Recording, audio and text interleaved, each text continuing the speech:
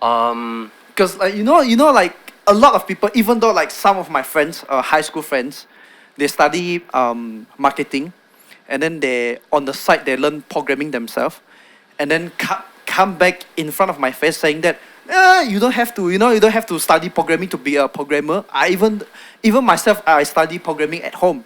You should have do that because you'll be spending a lot of money. You already actually answer half of the questions. You see, eventually it's back to where your passions and where you spend your time in building your skills. Just now you already said I don't go to uni to take my a course on programming, but I spend my time in building my programming skills. So eventually it's back to, even though you spend your times in uni but you are not really focused on doing programming real stuff, even though you get a certification, it will not bring you far enough because you don't spend enough time in building your skill set. Back to what Gaming shared just now, depends on how many hours you spend in building your skill set. That's where your passion is, that's where you grow your career. But if it's not about the certification and so on. But having said so, we do see that if you have spent a few years in uni and you really spend your time in building up your skills, foundations, programming, the chances for you to excel when you take a programming job is actually better compared to you are like spending, because the hours that you spend in building up your skills is longer compared to other. So eventually, you are right, you don't really need a cert. We look at whether do you spend enough time to build up your skill set for doing programming or not. But if you follow a uni path, you build a stronger foundation. When you come out, you have a better chance to excel because your foundation is stronger compared to you try to explore yourself. That's my view on this. But then, like, I was thinking, like, if let's say I do know programming, right, but I graduate as business, if I apply a job with a business cert, right, how do I actually get into the IT industry if I don't have a IT cert? I mean, like, let's say I apply from George Street, right? Normally, this is how it goes. Like, those consultant, they will call you and say, okay, there's this company who wants to interview you. But if let's say I want to get into IT industry with a business cert, but I do know programming, but how do I get into, like, those consultants won't even bother to call me. So is it that important? I think somehow it's important to study IT to get into IT industry. Is it like it when you come to that point, right? You talk about I send a resume without programming knowledge and I want to apply for programming jobs.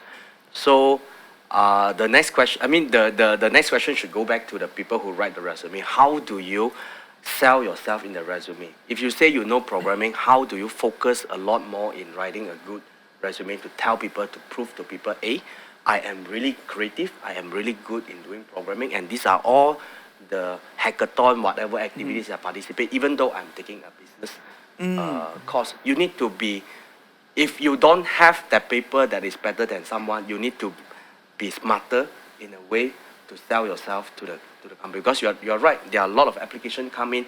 If you know programming and you don't have the programming certs and you don't spend time in really trying to sell yourself, you just think, okay, I put it up, people will see me.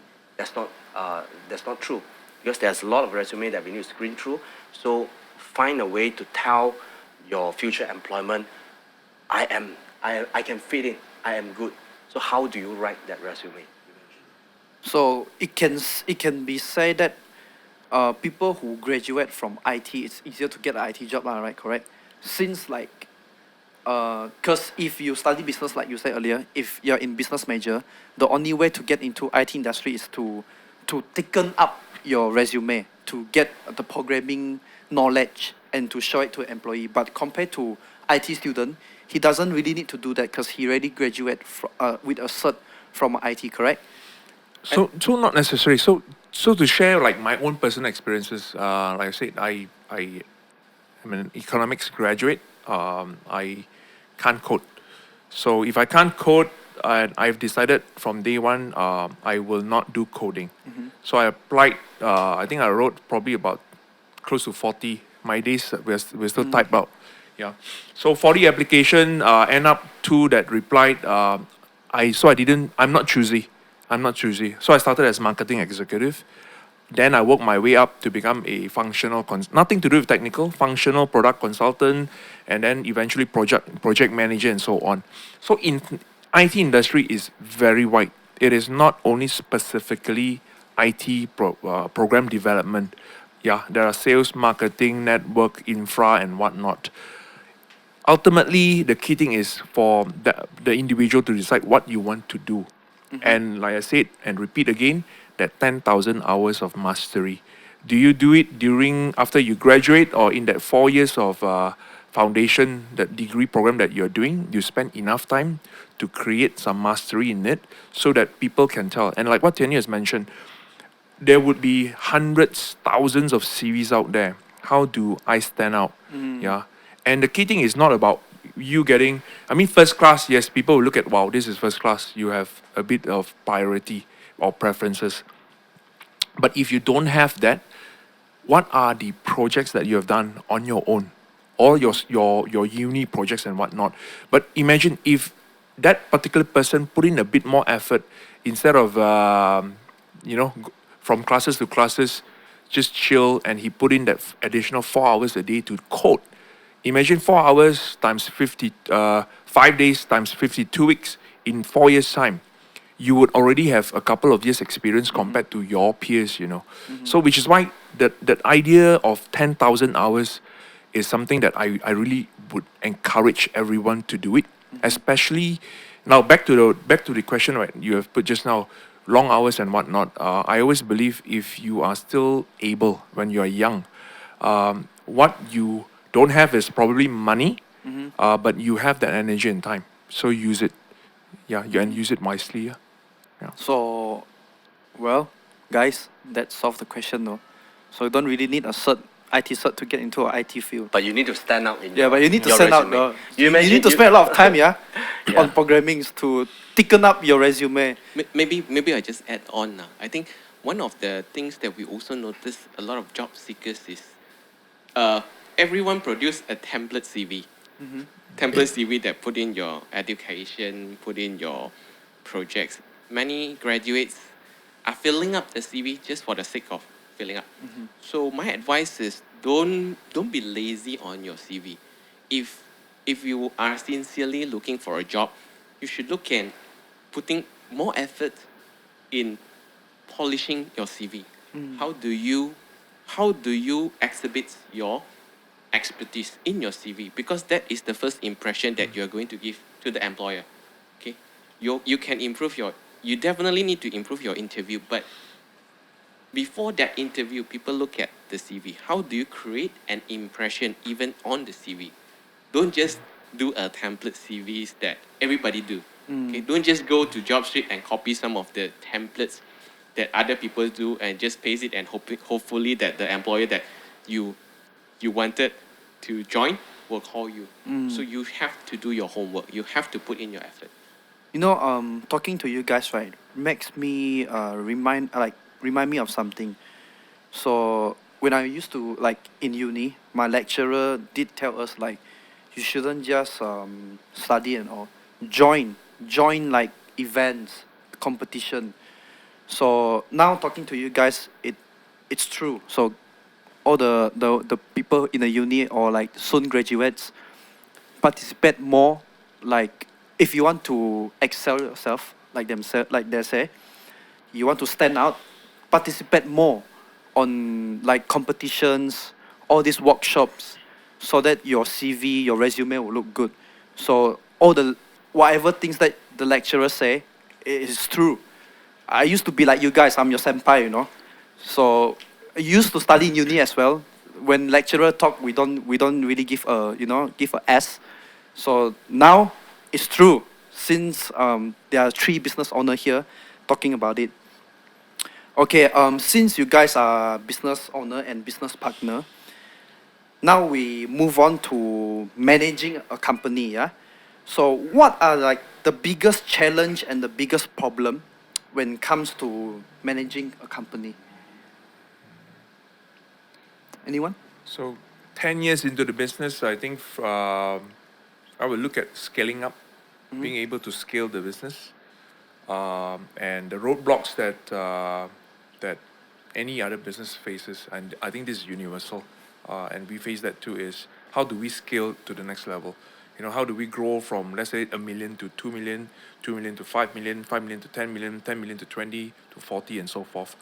But that's also depending on whether the company wants to grow or not. I mean, for us, we want to scale, we want to grow, and the challenges that we face, and I believe the most of the companies would face, is how do we grow via the leadership team? You know, these are the roadblocks. How do we grow a senior team so that they can grow together with us? Because in our business, it's about people. Yeah, even though it's technology, but at the end of the day, it's about people. So how do we grow our people as fast as we can so that they can grow the business as well? Yeah, the normal challenges that we and I think any other business face as well is how do we transform in this digital age and so on? How do we transform? Yeah, how do we automate certain processes? What are the technology that we need to use? Having even though we are an IT company, yeah, so there are tons of things that we need and we should automate, and we have done quite a bit on that. But I can see that these are the bottlenecks to the growth as well. Yeah. And then during the introduction, right, you guys say that when you guys do a startup, right, you guys use your credit card to purchase laptop and all, right? So these are the question for like those who wants to do a startup, is that during the starting period of the business, right, obviously the money doesn't come in as fast. So like, how do you guys sustain like during that period of time? Like for example, obviously you guys are businessmen, right? So when you start a business, you need to take out your own money, and then like within a year, then only you will see the money come in. So during that period of time, it's obviously like suffering, I would say. So how do you guys sustain that kind of period? So I think there are a few school of thoughts. I mean, nowadays, if you look at the startups, you know, people pour a lot of money into it. So it depends. So from our experiences, is basically we started. In fact, we want to put in the notion also. You actually don't really need a lot of money to start up a business, depending on what business. I think in our line, it's just basically skill set. We are in a skill set knowledge kind of business. So and we like I said, we hardly have any servers. We only have 3 laptops and whatnot.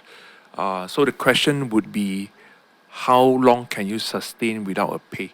Which is why I think in a way, it's important to have some savings. Yeah. So how long can you sustain? 3 months, 6 months, 9 months.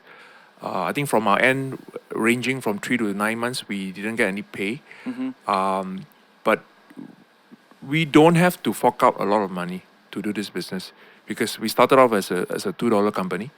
$2 Yeah, company. $2. $2? Do you spend $2 or what? Yeah, we registered as because it's either 2 ringgit, 10,000 or 100,000, whatnot. So we chose to just pay up capital 2 ringgit, but we have to deposit 2,000 ringgit in the bank, and probably a couple of thousand to start up the business. That's about it. Yeah. And from there we roll.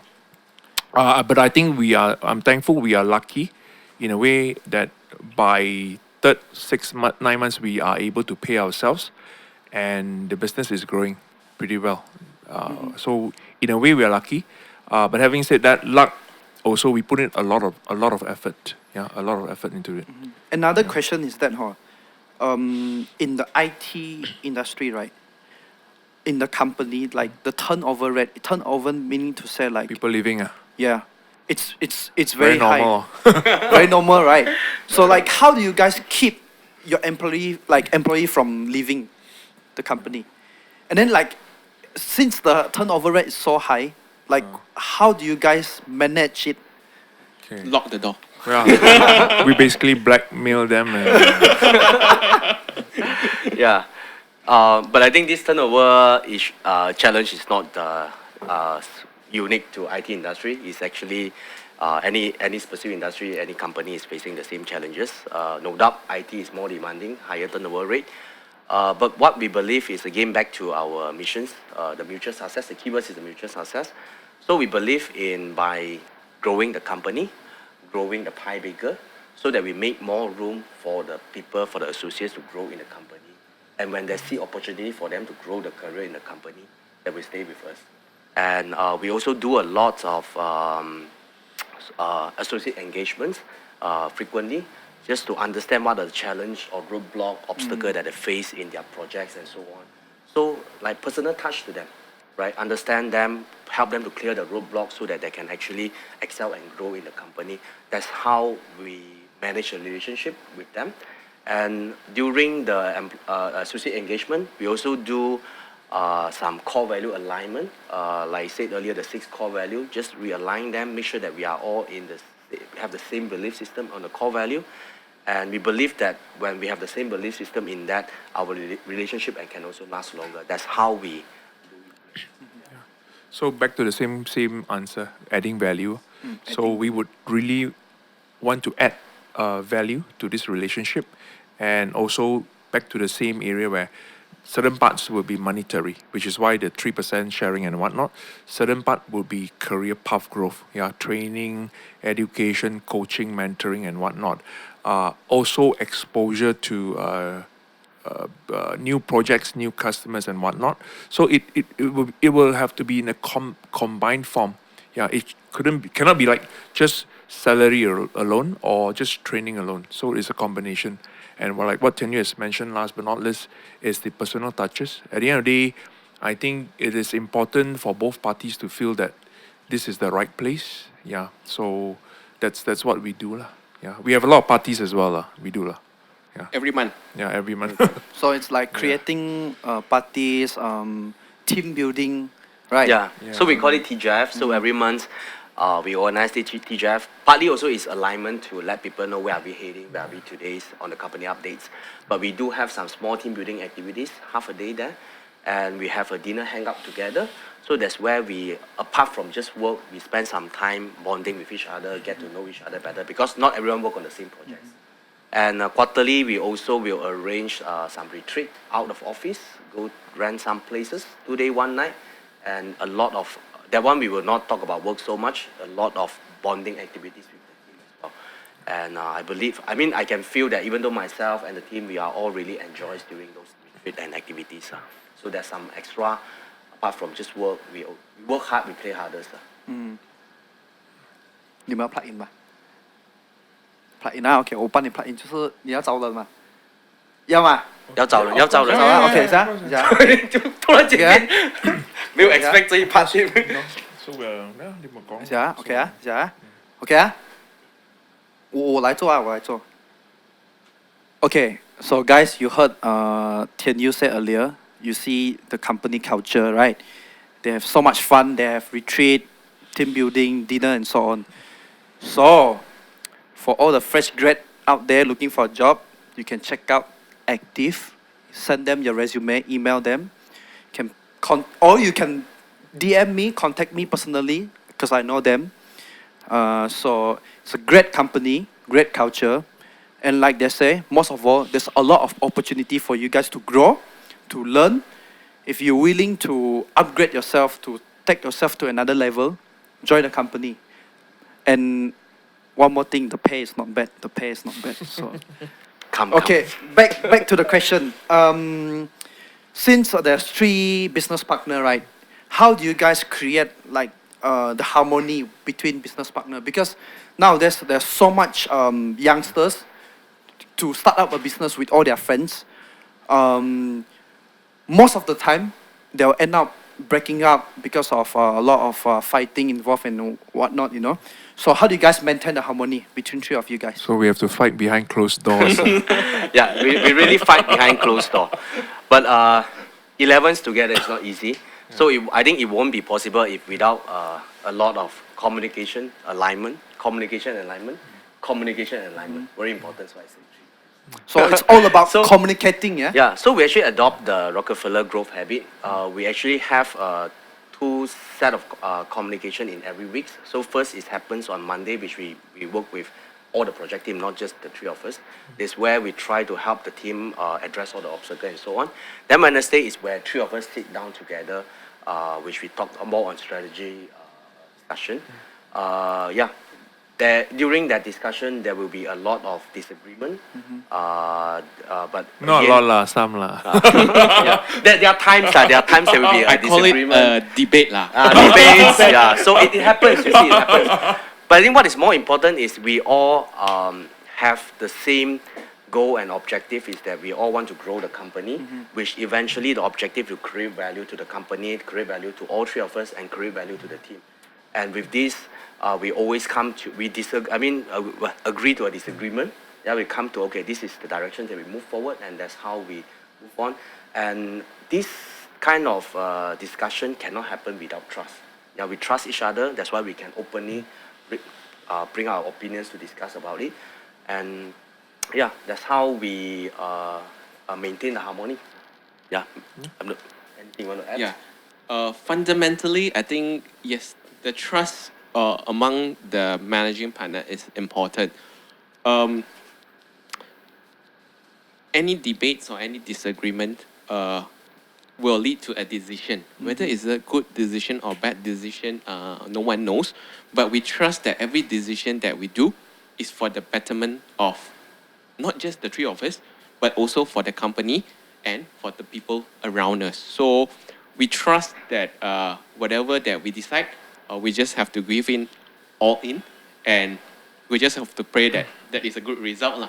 So I think we are lucky that we have been building this relationship for the past 11 years. In fact, I know Kian way earlier than the 11 years. So I think You with also the know me trust- more than 11 years. Right? Yes. So I would say that trust is very important between partnership. Yes, you don't sleep with someone you don't trust, right? Sorry, three of you. So we trust each other, but we don't we sleep went together. to US and we sleep together in a single room because we want to save cost So I think the other one also is like at the end of the day, know what we can bring. I think bringing value to the table is important. In fact, one of the things that I think we did a bit differently. So we rotate. I mean, I started as MD, then KL took over, and now Tian Yu is the MD. So it's important to know how each of us can bring value to the table. And my personal take on this is grow the pie bigger rather than keep the pie and then distribute it so that people felt it's not enough. So when you grow the pie bigger, everyone's will get a slice of it. That's quite So true. that is a better approach rather than you just keep that pie. Yeah. To So yourself. for all the young entrepreneurs, business owners, we have here the experienced business people here. So basically what they are saying is trust each other, grow your business more, so that you, like all your business partner, you can share the pie, grow your pie, so each of them can have a bigger bites. So basically that's what they're saying. And for the next question is that this question, it's quite a good question because a lot of people have been asking me to ask is that there's a lot of people saying that for youngsters to have your own business, first is to work for people, then only you set up your own business. How true is that? It depends. It really depends. So what I can only share is from my own experiences. I worked for others for 12 years, then I only decided to start the business. Would I come out earlier? So a lot of people ask me, it's like, knowing that 12 years, should you come out earlier? But to me, again, it may sound a bit woo-woo, but whatever happened, I always believe that we can plan a lot, but at the end of the day, things will happen. If the timing is not right, it's just not right. Yeah. So to me, there's no absolute right or wrong answer. We have seen people who just graduated Hey, come on, you look at Bill Gates or Mark Zuckerberg. Before they graduate, they started a business, right? But you have seen people who have worked for 20, 30 years, then only you start up the business. So to me, nope, there is no absolute right or wrong. But that's my point of view, lah. My belief is work for other people's. So if you can't take up the stress or the works that the pressure of working with other people's, then you basically can't take up running a business because there's more things that you need to worry. You need to worry not just about your own pay. You need to worry about the people that work with you. You need to worry about how to get business. You need to worry about people leaving, like what you say. So there are whole lots of things that you need to worry about running a business. So my advice is work for other people's, learn and see whether is is that the lifestyle that you want. Okay, when you work for people's, you look at how the business owner or how the directors is working, then you decide whether those are the lifestyles that you can accept. And Tenyo? Similarly, I think you yourself need to get ready first because the moment you decide to start a business, you carry a greater responsibilities. So ask yourself, look at yourself. Today, even you are school, you are undergraduate or you are start working for someone already, look at yourself. Are you someone that are always willing to step up and take on all the responsibility to solve all the problems? Because in business, there are a lot of challenges that you face from salespeople at anywhere, right? So if you are not ready, you don't have the mindset for that, I think it's tough. But when you are ready, the next thing also look at whether the opportunity or timing is ready. So I don't think using number of years you work for others to judge whether you should come out set up business or not. I think it's look at whether are you ready and whether it's the opportunity and the timing ready. I'll just add a bit. So just to Can. create some disagreement on purpose, my view is you will never be ready. You will never be ready. Lah. So if you are ready, you will not jump. Yeah, I think back 11 years ago, am I ready? No. Are we ready? I don't think so. Yeah, but if the conviction is so strong that yes, there's a reason that we should start a business to address certain market or whatnot, go for it. We will never be ready. Lah. The way I look at it is like, as an So entrepreneur. you're saying that if they feel they are ready to do it, and that especially those who have the capital and they are ready to do it, so just go ahead lah, based on what you're saying. Yeah, no, what I'm saying is like, my own experiences is, most of us will not feel that we are ready. That means because jumping into this business, there will always be a fear. Number like you asked just now, how long can you last without pay if you don't have savings? There will always be fear that, oh, who's my first customer? How am I going to do? Can I survive? Can I hire people? If I invest, let's say, example, for those who open F&B and whatnot, the kind of capital they are looking at, or if you are looking at manufacturing plant, getting the loan to buy over certain business, I would say that most of us will feel that we are not ready. But having said that, if you are truly ready, some other people might have done the work already. Yeah. So I guess there's this feeling that you have to overcome. When you felt that the conviction is strong, just do it. Okay, Yeah. and that's for it. And what are the trends, right, in the IT industry right now? Like, for what I know, it's like AI, machine learning, big data, and so on. So, like, is the company going to move forward into this new technology for you guys, for Active? Definitely a yes. Innovate. If we don't innovate, we will basically be out of this ecosystem very soon. Especially looking at how technology is evolved today. The mega trend really talks about things like you mentioned just now: cloud, big data, artificial intelligence, robotic, blockchain, and stuff. So last year itself, I changed the role. I will be more focusing on innovation and special projects. So this is where we are looking into areas of the simplest form of AI, chatbot. How do we bring chatbot into our CRM solution? How do we look at big data? Because one of the solution is really handling millions of documents. How do we bring big data or artificial intelligence and value add into that particular solution that we have? We don't have a concrete products as to how all this new technology will apply, but we're constantly looking at opportunity to embed new technology to make our solution better.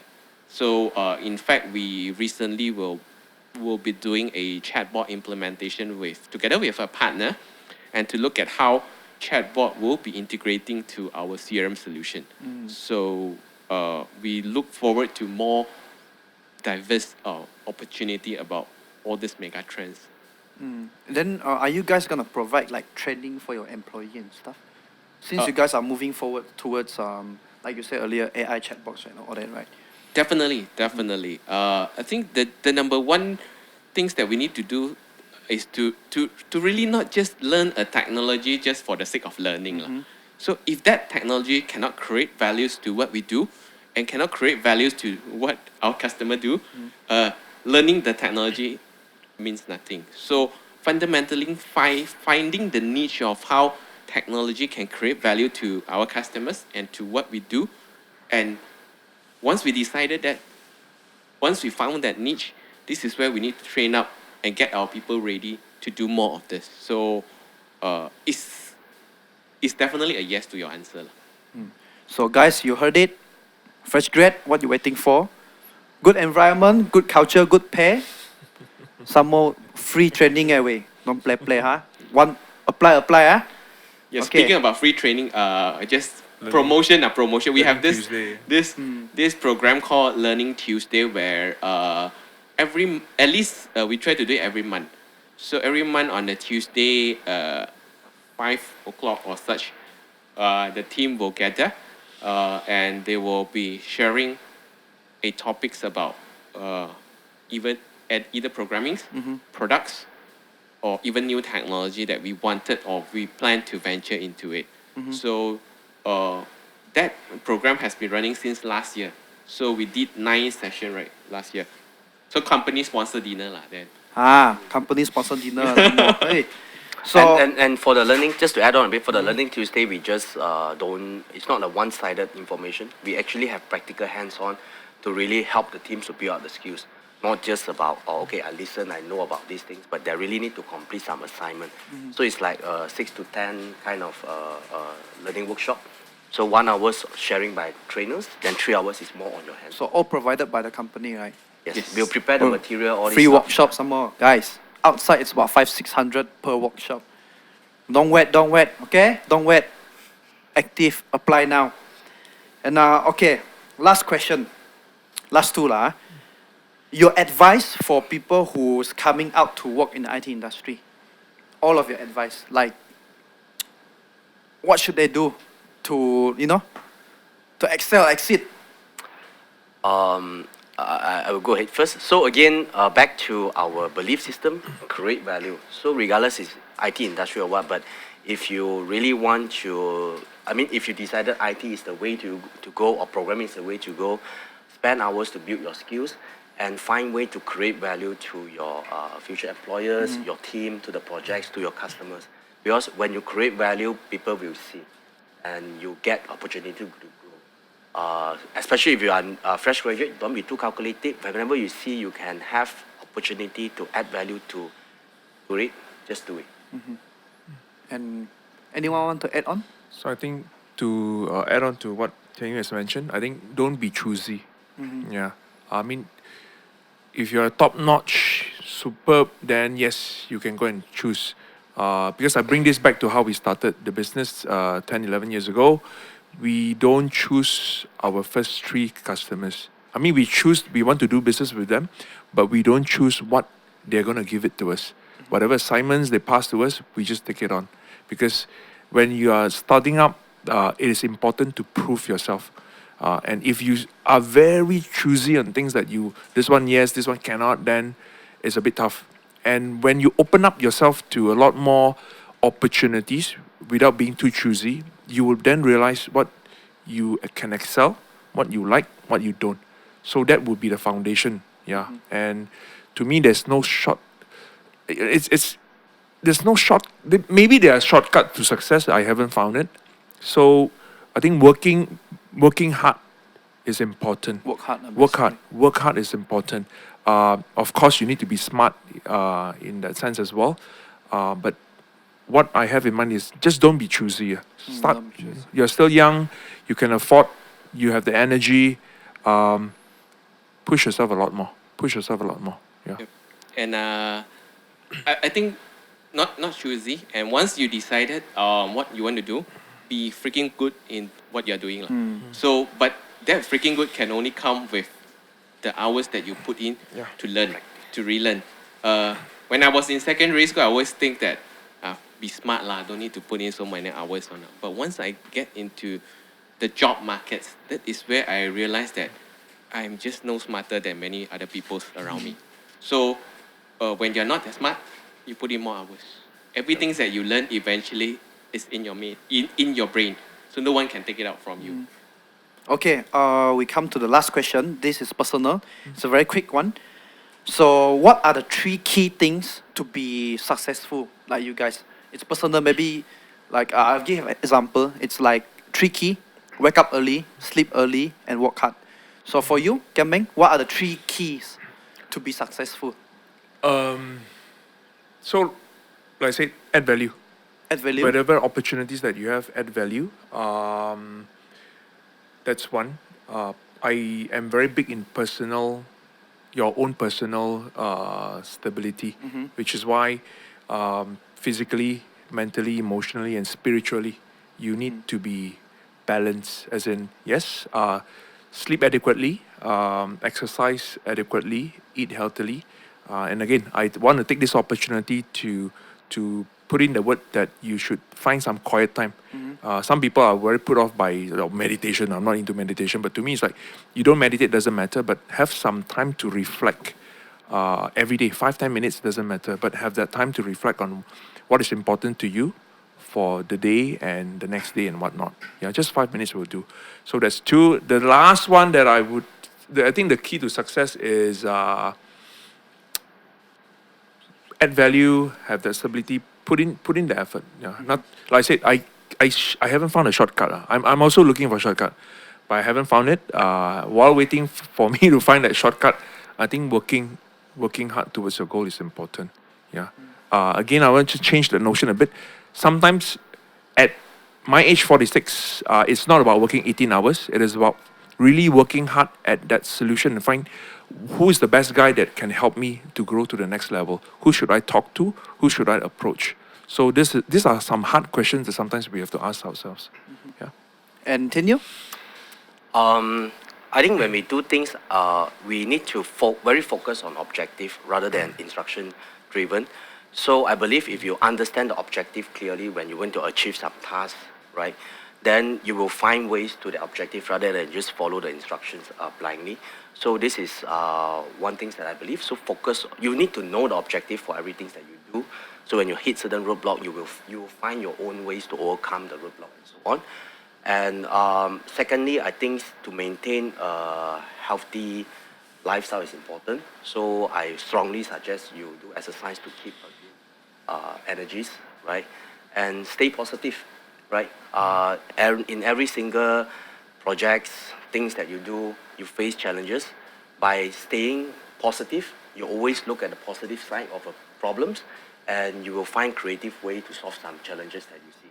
Because on the other hand, if you always be in a negative mode to face problem, it will be quite tough and challenging for you to overcome those roadblocks. And get how? Perseverance, it is important. No success no shortcut lah. Again, we haven't found it. If we found it, We will let you know. we will let you know. We will email to you. So, perseverance lah, very important. Success doesn't come easy. So you just have to preserve to what you are doing. Stay hungry, stay focused, be foolish, always ready to learn and relearn. There's a lot of keys, get how? You have a lot of keys to be success. So, but the notion of if you stop learning, this is where I like these words a lot. If you stop learning, you start dying, right? So, especially applicable to our industry. So if you have to constantly upgrade yourself. So that is what my advice. Okay, so that's it for today. And for those who are watching first time, if you have any influencers you want to know about, you can DM me or you can DM them, and any questions that you want to ask them, you can, like I said, DM me or leave any the questions down below in the comment. And any businessman who wants to come into the podcast, DM me, or any of the viewers you wish to understand the business owner or any business, you can DM me as well. So that's it. That's pretty much it. And that's a wrap. Thank you, guys. Thank you. Don't know if I should call you back. You know it's getting dark. You shot my head. I feel there's something that is stopping me now.